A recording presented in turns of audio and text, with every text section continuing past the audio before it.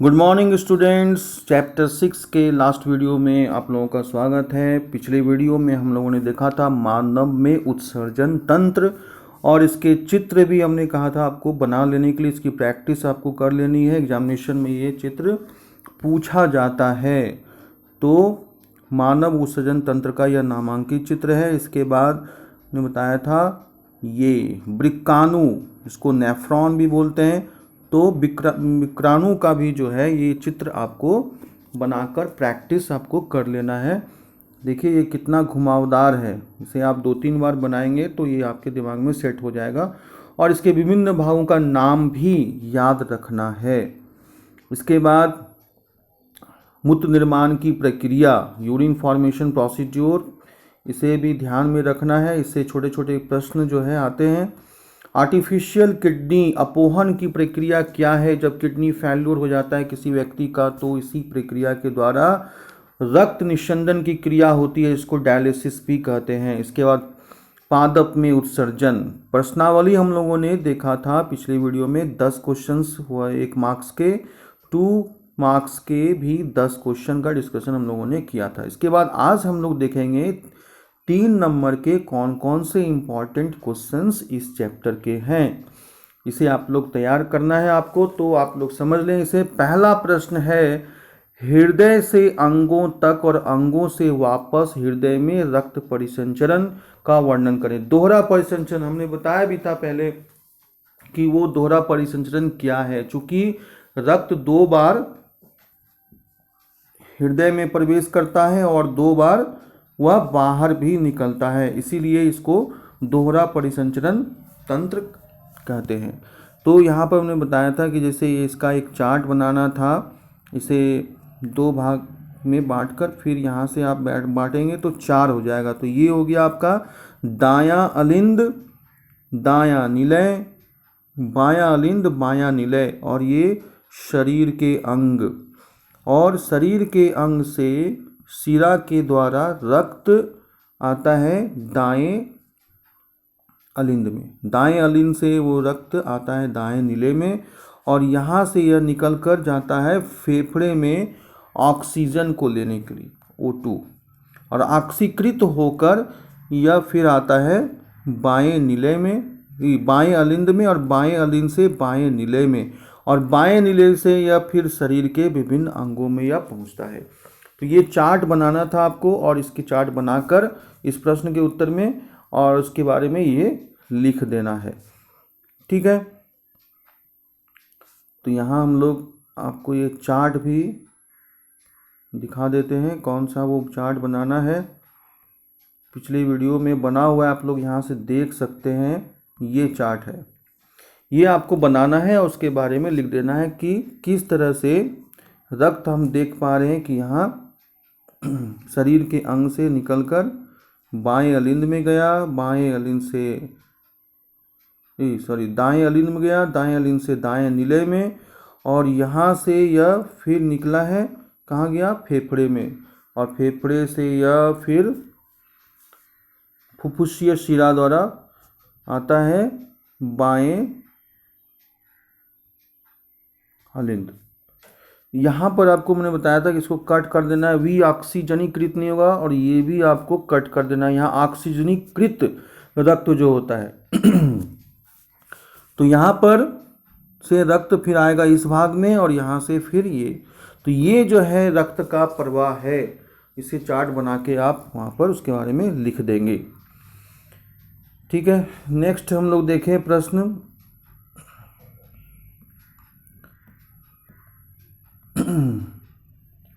पादपों द्वारा अपनाए गए उत्सर्जन के विभिन्न तरीकों की व्याख्या करें। तो ये इस प्रश्न का उत्तर यहीं पर बॉक्स में दिया हुआ है, इसे आप लिख लें, पादप में उत्सर्जन। ये 4 पॉइंट्स दिए हुए हैं, ये इसके आंसर ग्रुप में। इसको पिछले वीडियो में हमने एक्सप्लेनेशन पूरा समझाया, वहाँ से आप इसको देख सकते हैं। नेक्स्ट क्वेश्चन हम लोग देखें, क्वेश्चन नंबर 3, हृदय में वॉल्व कपाट की भूमिका बताइए।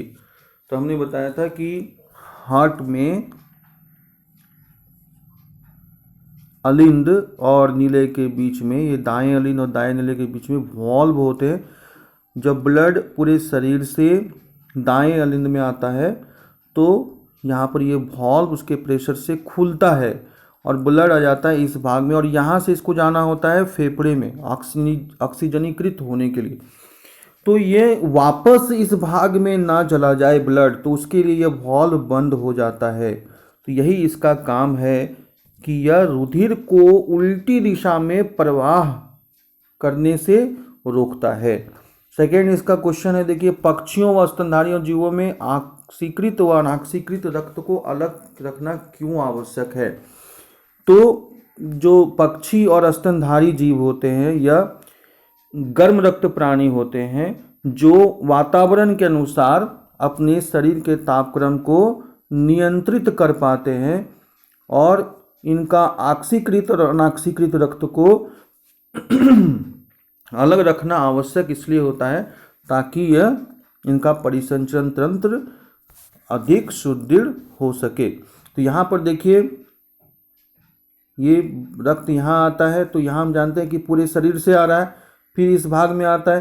तो ये जो भाग है यहाँ पर अनाक्सीकृत रक्त होता है, और फिर यह फेफड़े से रक्त आता है इस भाग में और इस भाग में। तो ये जो बायां वाला भाग है हार्ट का, इसमें ऑक्सीकृत रक्त होता है O2 CO2। इसलिए ये अपने आप को इनका जो बॉडी टेम्परेचर है ये नियंत्रित रह पाता है वातावरण के अनुसार। तो ये कारण है। नेक्स्ट हम लोग क्वेश्चन देखें, निम्न के कारण बताएं। पहला है धमनी की भित्ति मोटी होती है। तो हम जानते हैं कि हार्ट से रक्त को धमनी के द्वारा ही पूरे शरीर में भेजा जाता है। तो चूंकि इसे पूरे शरीर में ब्लड को पंप करना होता है, इसीलिए इसकी जो दीवार होती है धमनी की मोटी होती है, क्योंकि यहाँ पर जो ब्लड का प्रेशर होता है थोड़ा ज़्यादा होता है, और नॉर्मल इसका प्रेशर क्या है 120। तो ये इसका कारण है धमनी की भित्ति मोटी होने का। जो यहाँ पर है, नेक्स्ट क्वेश्चन देखें आप, सिरा की भित्ति पतली होती है क्यों? तो हम जानते हैं कि हृदय में रक्त जो है वह सिरा के द्वारा आता है शरीर के अंग से, इसीलिए इसका प्रेशर जो है वो कम होता है 80 नॉर्मल, अतः इसकी दीवार जो है वो पतली होती है। अगला प्रश्न हम लोग देखें कि सिराओं में वॉल्व होते हैं। तो हमने अभी बताया था जस्ट आपको कि जो हार्ट है वो सिरा के द्वारा हार्ट में रक्त पूरे शरीर से प्रवेश करता है, और इस भाग से दाएं अलिंद से वह दाएं नीले में जाता है। तो ये जो सिरा है, सिरा के अंदर भी वॉल्व्स होते हैं ताकि यह ब्लड जो है एक ही डायरेक्शन में मूव कर सके, वापस ना चला जाए, इसलिए इसमें वॉल्व्स लगे होते हैं, कपाट लगे होते हैं। नेक्स्ट है क्वेश्चन दीर्घ उत्तरीय 5 मार्क्स के। इसमें देखिए ये भी इंपॉर्टेंट क्वेश्चंस हैं। पहला प्रश्न है, यदि आप रोटी के ग्रास को देर तक चबाते रहें तो इसका स्वाद मीठा हो जाता है क्यों? तो हम जानते हैं हमारे मुख में कि सलाइवा में एक खास एंजाइम होता है, इसे क्या कहते हैं, टाइलिन कहते हैं या सेलेवरी एमाइलेज भी कहते हैं। और यह जो भोजन में जो स्टार्च होता है उसे वह भोजन के स्टार्च को माल्टोज में परिवर्तित कर देता है, और माल्टोज का जो स्वाद होता है वो कैसा हो जाता है, मीठा। तो यह बार बार चबाने से यह भोजन का टेस्ट जो है स्वाद वो मीठा हो जाता है। केवल रोटी को ही आप बहुत देर तक चबाएं तो उसका टेस्ट आपको मीठा महसूस होगा। क्वेश्चन नंबर 2, श्वसन चक्र के समय फुफ्फुस में वायु का अवशिष्ट आयतन रहने पर क्या लाभ है, समझाइए। तो हम जानते हैं कि जब श्वसन की क्रिया होती है तो नासा छिद्र से वायु जो है वो प्रवेश करता है श्वास नली में, और ये श्वास नली फिर ये दो भागों में बढ़ जाता है और फिर यह विभिन्न भागों में बढ़कर कहाँ चला जाता है, फेफड़े में। तो चूंकि देखिए ये ऑक्सीजन आया और यह विभिन्न भागों में गया और फेफड़े से वह कार्बन डाइऑक्साइड निकलकर बाहर आएगा और उसके बाद वह पुनः फिर CO2 को वो अंदर लेगा। तो इस बीच की अवधि में भी शरीर की कोशिकाओं को ऑक्सीजन की आवश्यकता होती है, तो वह कुछ भाग ऑक्सीजन का वो अपने अंदर ही संरक्षित कर लेता है। और दूसरा है कि इसके जो सेल्स होते हैं ये आपस में चिपके नहीं, इसलिए भी वायु अंदर बना होता है। तो ये हो गया क्वेश्चन नंबर 2। नंबर 3, जंतुओं की अपेक्षा पौधों की ऊर्जा आवश्यकता अत्यंत कम होती है, क्यों? तो हम जानते हैं कि पौधों में जो शारीरिक क्रियाकलाप होता है वो जंतुओं की अपेक्षा कम होता है। जितनी भी जैव प्रक्रम क्रियाएं होती है, मेटाबॉलिक प्रोसेसेस होते हैं, वो प्लांट्स में बहुत कम होते हैं, इसलिए उसे ऊर्जा की आवश्यकता कम होती है। और दूसरा कारण कि पौधा जो है वो सूर्य प्रकाश से भी अपनी ऊर्जा की आवश्यकता को पूरा कर लेता है। ठीक है, नेक्स्ट हम लोग देखें क्वेश्चन नंबर 4, एक वृक्काणु का नामांकित चित्र बनाएं। मानव वृक्क में मूत्र निर्माण की प्रक्रिया को समझाएं। तो इसका ये चित्र आपको हमने बताया अभी कि ये चित्र है वृक्काणु, नेफ्रॉन। ये चित्र बनाना है, इसका प्रैक्टिस कर लेना है। और ये जो सेकेंड क्वेश्चन के साथ जुटा हुआ था मूत्र निर्माण की प्रक्रिया, वो यहाँ से आपको नोट डाउन कर लेना है। ठीक है, इसके एक्सप्लेनेशन के लिए आप लोग पिछला वीडियो देख सकते हैं। नेक्स्ट है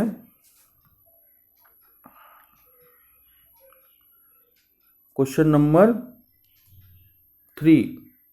ये 3 हो गया। नेक्स्ट 4 हो गया। 4 के बाद हम लोग आएंगे क्वेश्चन नंबर 5 में। मानव श्वसन तंत्र का चित्र बनाकर निम्न भागों को दर्शाइए। तो इसका देखिए ये जो डायग्राम है, कंठ, श्वास नली, श्वसनी फुफ्फुस, इसको दर्शाना है। तो ये चित्र आपको बनाना है। श्वसन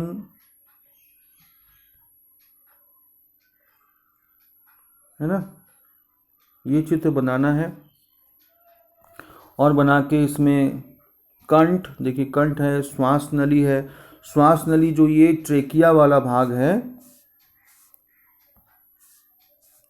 ये इसे हम देखें, ये जो भाग आप देख रहे हैं, यहाँ से नासा छिद्र है और यहाँ से कंठ होते हुए, तो ये कंठ वाला भाग हो गया, इसे दिखाना था।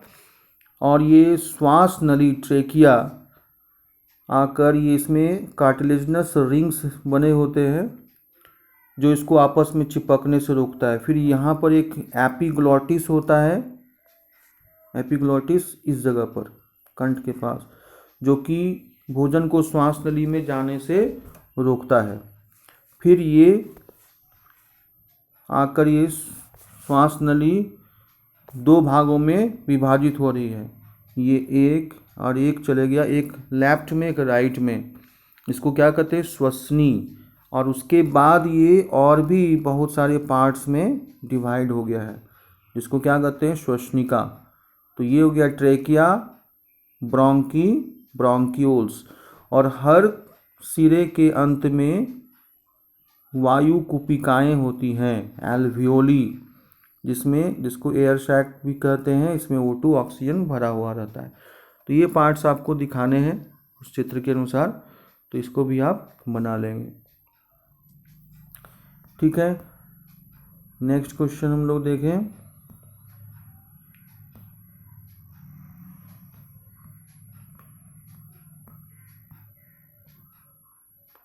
ये चित्र हो गया। नेक्स्ट है क्वेश्चन नंबर 6, ये लास्ट क्वेश्चन है इस चैप्टर का, कि गमले में लगे एक स्वस्थ पौधे की पत्तियों पर वैसलीन लगा दी जाए तो क्या यह पौधा काफ़ी समय तक स्वस्थ रह सकेगा? कारण सहित उत्तर दीजिए।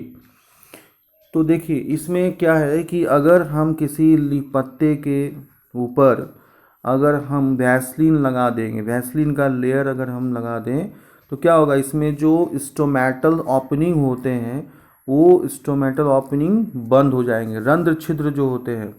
इसका भी हमने आपको बताया था डायग्राम रंध्र छिद्र का।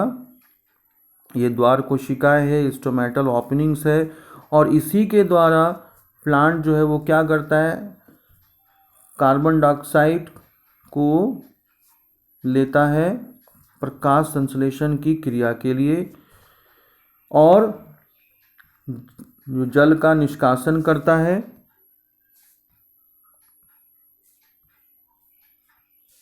इसके बाद H2O निष्कासित करता है, कार्बन डाइऑक्साइड को वह लेता है, और इसी के द्वारा जो इसमें भी पौधे में भी शोषण की क्रिया होती है, वह उस शोषण की क्रिया में प्लांट भी ऑक्सीजन को लेता है। तो ना तो इसे ऑक्सीजन मिल पाएगा, ना ही इसे कार्बन डाइऑक्साइड मिल पाएगा, तो फोटोसिंथेसिस का प्रोसेस होगा नहीं, तो पौधा अधिक दिन तक जीवित नहीं रह सकेगा। तो यह इस प्रश्न का उत्तर है। इसके बाद इसमें इस चैप्टर में कुछ प्रश्नों के हल दिए हुए हैं, इसे आप देख लें। ये 6 बहुत शॉर्ट में दिया हुआ है, चूँकि ये दीर्घ उत्तरीय प्रश्न है तो इतना कम लिखने से काम नहीं चलेगा। ये सिर्फ एक हिंट्स दिया हुआ है इसमें। अब इसको क्या करना है, इस उत्तर को इलाबोरेट करना है, जैसे हमने बताया उसे एक्सपेंड करके, और इन प्रश्नों के उत्तर आपको लिख लेने हैं। हिंट्स के लिए आप जो है इसका यहाँ से आप लिख सकते हैं, इसको आप एक्सपेंड कर दीजिएगा, उसका उत्तर हो जाएगा। तो दीर्घ उत्तरीय प्रश्न में आपको करीब 10 लाइन जो है, 8 से 10 लाइन निश्चित रूप से लिखने होते। 12 लाइन तक आप लिख सकते हैं। उसमें स्पेस प्रोवाइडेड होता है, इसलिए आपको परेशानी नहीं हो। जितना स्पेस प्रोवाइडेड है आप उतना स्पेस का यूज कर सकते हैं, लेकिन बहुत छोटा आंसर नहीं होना चाहिए दीर्घ उत्तरीय प्रश्न के लिए। मार्क्स के हिसाब से आपको लिखने हैं, तो इसे 5 मार्क्स के क्वेश्चन है तो 10 से 12 लाइन आपको लिखना है, और अगर 3 मार्क्स के क्वेश्चंस है तो आपको 6 से 7 लाइन लिखना है। फिर आप 2 मार्क्स के क्वेश्चंस है तो आपको इसमें 4 लाइन लिख सकते हैं, इसमें 4 से 5 लाइन लिख सकते हैं, और 1 नंबर के हैं तो इसमें 1 से 2 लाइन में आप अपना आंसर ख़त्म कर सकते हैं। ठीक है, बहुत सारे प्रश्न इसमें सिंगल वर्ड के भी होते हैं, सिंगल वर्ड में भी आंसर होता है, सिंगल सेंटेंस में भी होता है। तो इस तरह से मार्क्स के आधार पर ही आप अपने प्रश्नों को उत्तर बनाएंगे और उसी हिसाब से इसे तैयार करेंगे। तो ठीक है स्टूडेंट्स, इस चैप्टर में इतना ही इंपॉर्टेंट क्वेश्चंस थे। इस चैप्टर्स को पूरी तरह से समझाया गया हुआ है। इसके करीब 5 वीडियो बने हैं इस चैप्टर में। आप इसे समझने के लिए 5 वीडियो को देख लें। सभी प्रश्नों के हल भी बताए गए हैं, उन प्रश्नों के हल आप कॉपी में तैयार कर लें और उसे अच्छी तरह से याद कर लें। उसका चेक भी होगा, फिर स्कूल ओपनिंग पे इस चैप्टर का हम टेस्ट भी लेंगे, फिर देखें किसको कितना मार्क्स आता है। डायग्राम भी टेस्ट में पूछी जाएगी, इसलिए डायग्राम की प्रैक्टिस भी आपको कर लेनी है। तो ठीक है, नेक्स्ट वीडियो में नेक्स्ट क्लास में हम लोग फिर जो है नए चैप्टर के साथ फिर मिलेंगे। तब तक के लिए गुड बाय।